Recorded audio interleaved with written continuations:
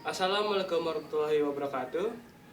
Kami dari kelompok 6 akan mempresentasikan tentang filsafat ilmu pengetahuan.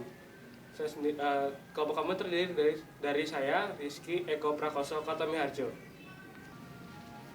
Dan saya Istio Aldino Cahya Marsudik. 3. Dan saya Ali Zainul Abidin. Dan nama saya Muhammad Adil Syahridu.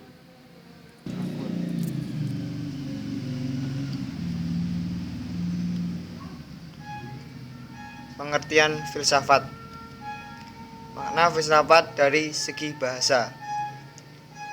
Filsafat berasal dari bahasa Yunani filosofia atau filosofos atau pilin yang berarti teman atau cinta, dan sophia sophos kebijaksanaan dan pengetahuan dan hikmah. Filsafat berarti juga mater scientiarum yang artinya induk dari segala ilmu pengetahuan. Kata filsafat dalam bahasa Indonesia memiliki pandaan kata falsafah atau Arab, filosofi Prancis, Belanda dan Jerman, serta filosofi Inggris. Dengan demikian, filsafat berarti mencintai hal-hal yang bersifat bijaksana, atau menjadi kata sifat bisa berarti teman kebijaksanaan atau kata benda atau induk dari segala ilmu pengetahuan. Kesimpulan berdasarkan para tokoh. Kenyataan semua definisi filosofis tidak pernah dapat menampilkan pengertian yang sempurna, karena setiap orang selalu berbeda cara dan gaya dalam mendefinisikan suatu masalah. Definisi dan pengertian tidak akan menyesatkan selama kita memandangnya sebagai cara pengenalan awal atau sementara untuk mencapai kesempurnaan lebih lanjut. Dengan demikian, filsafat merupakan ilmu yang mempelajari dengan sungguh-sungguh hakikat kebenaran segala sesuatu. Dengan bantuan filsafat, manusia berusaha menangkap makna, hakikat, hikmah dari setiap pemikiran, realitas, dan kejadian. Filsafat mengantarkan manusia untuk lebih jernih, mendasar, dan bijaksana dalam berpikir, bersikap, berkata, berbuat, dan mengabdi. Kesimpulan.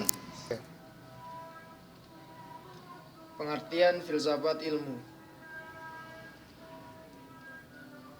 Filsafat ilmu merupakan bagian dari epistemologi atau filsafat pengetahuan yang secara spesifik mengkaji hakikat ilmu atau pengetahuan ilmiah.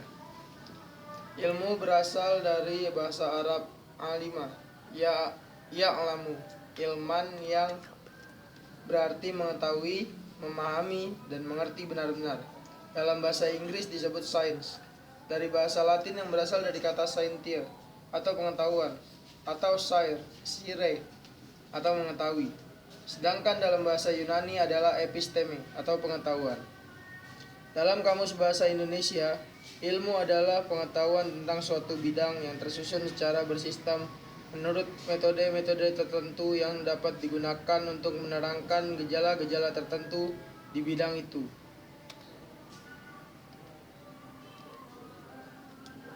Ciri berpikir filsafat. Berfilsafat dapat diartikan sebagai berpikir. Ciri berpikir filsafat adalah 1. Radikal. Ialah berpikir radikal artinya berpikir sampai ke akar permasalahannya.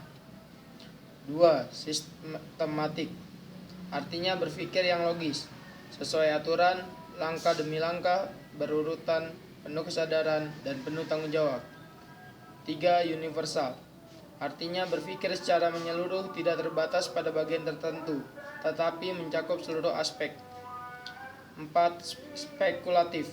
Artinya berpikir spekulatif terhadap kebenaran yang perlu pengujian untuk memberikan bukti kebenaran yang dipikirkannya.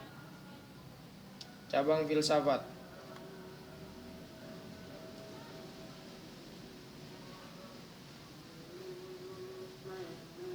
Filsafat mengkaji 5 cabang utama, yaitu 1. Logika, artinya hal yang benar dan salah. 2. Etika, artinya hal yang baik dan buruk. 3. Estetika, yaitu hal yang indah dan jelek. Keempat, metafisika, yaitu hakikat keberadaan zat, pikiran, dan kaitannya. Kelima, politik, yaitu organisasi pemerintahan yang ideal. Kelima cabang ini berkembang lagi menjadi cabang-cabang filsafat yang lebih spesifik.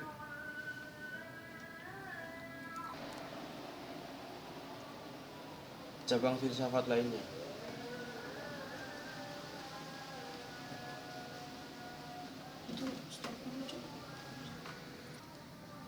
Cabang-cabang filsafat lainnya terdiri dari epistemologi atau filsafat pengetahuan, etika, filsafat moral, estetika, filsafat seni, metafisika, politik, filsafat pemerintahan, filsafat agama, filsafat ilmu, filsafat pendidikan, filsafat hukum, filsafat sejarah, dan filsafat matematika.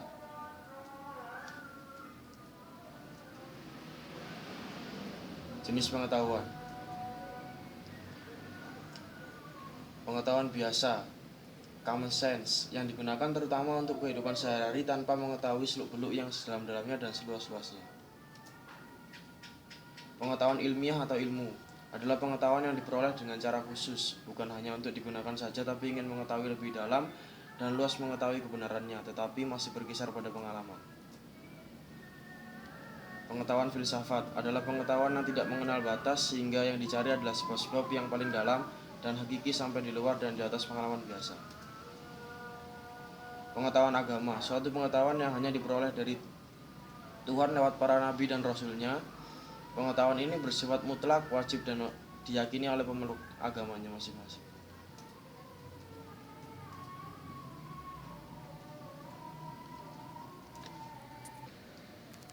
Berbagai pengertian ilmu. Dalam Ensiklopedia Amerika, ilmu adalah pengetahuan yang bersifat positif dan sistematis. Menurut Paul Friedman and the Principle of Scientific Research, mendefinisikan ilmu sebagai bentuk aktivitas manusia yang dengan melakukannya umat manusia memperoleh suatu pengetahuan dan senantiasa lebih lengkap dan cermat tentang alam di masa lampau, sekarang dan kemudian hari, serta suatu kemampuan yang meningkatkan untuk menyesuaikan dirinya dan mengubah lingkungannya serta mengubah sifat-sifat sendirinya. Menurut Poincar, menyebutkan bahwa ilmu berisi kaidah-kaidah dalam arti definisi yang tersembunyi. Kelompok manusia. Manusia tahu bahwa ia tahu, manusia tahu bahwa ia tidak tahu, manusia tidak tahu bahwa ia tahu, manusia tidak tahu bahwa ia tidak tahu. Apa yang diperoleh manusia itu sebenarnya. Dengan demikian, pengetahuan yang diperoleh manusia itu sebenarnya baru ada kalau manusia sudah mengambil kesimpulan dari berbagai pengalamannya bahwa objek yang ingin diketahuinya itu benar-benar diketahui. Hakikat pengetahuan. Ada teori yang digunakan untuk mengetahui hakikat pengetahuan. Yang pertama, realisme. Teori ini mempunyai pandangan realistis terhadap alam. Pengetahuan adalah gambaran sebenarnya dari apa yang ada dalam alam nyata. Yang kedua, idealisme. Teori menerangkan bahwa pengetahuan adalah proses mental, psikologis yang bersifat subjektif. Pengetahuan merupakan gambar subjektif tentang sesuatu yang ada dalam alam menurut pendapat atau penglihatan orang yang mengalami dan mengetahuinya. Premis pokok adalah jiwa yang mempunyai kedudukan utama dalam alam semesta. Sebenarnya, realisme dan idealisme mempunyai kelemahan-kelemahan tertentu.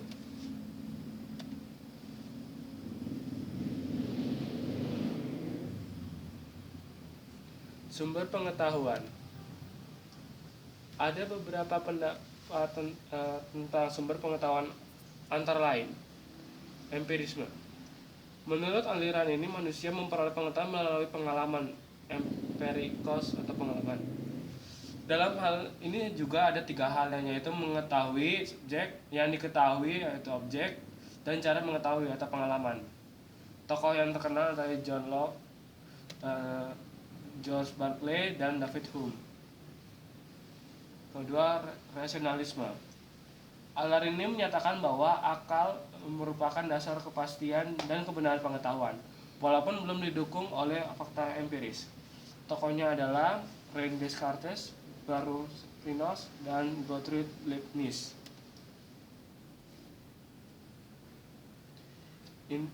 Yang ketiga adalah intuisi.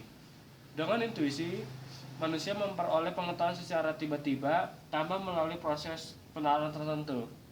Harry Benson menganggap intuisi merupakan hasil dari evolusi pemikiran yang tertinggi, tetapi bersifat personal.